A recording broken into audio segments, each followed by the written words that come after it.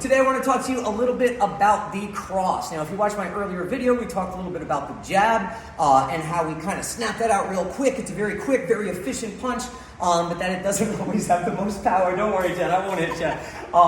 But then there is a follow-up to that. So rather than just hitting that jab and backing out, right, now we follow that up with something a little bit more aggressive, a little bit more powerful, and that is the cross. So we're going to be doing a little bit of mitt work today, so that'll help us kind of understand the movement behind boxing a little bit better. But just to show you what I'm talking about, when I throw a jab, right, my lead shoulder is forward.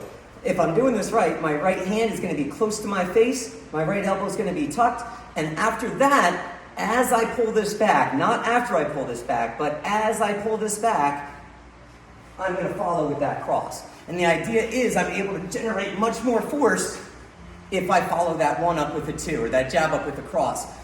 So one thing sometimes I'll think about in order to make that more effective is after I throw that jab, rather than throwing this shoulder forward, I think about yanking this shoulder backwards, which gives me that instinctual reflex to throw that right hand and to give it a little bit more power.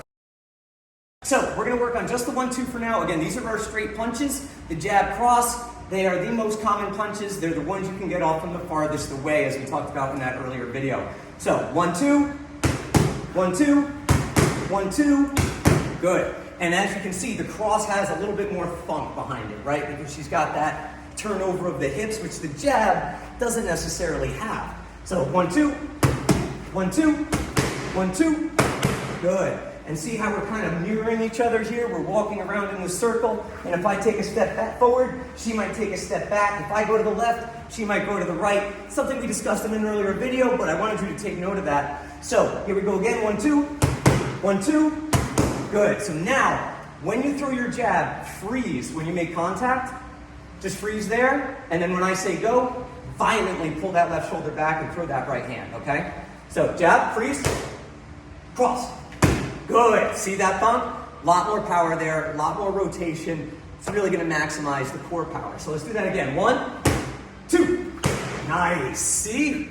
Jesus. All right. Good stuff, Jen. So that's what we're working with when it comes to the cross. It is a fantastic punch, and the main driver behind that punch, as is with most punches, yes, that's right, the hips. So before this punch even leaves my face, it starts here, and really at the toe. I'm grinding that foot into the ground, almost like I'm trying to stomp out a cigarette. Not that you smoke cigarettes or ever would, but that's kind of the idea that I put behind it, is that we're turning that hip over and that I'm keeping enough weight on this foot that I can maximize the transition of that rotation through the body and into my punch.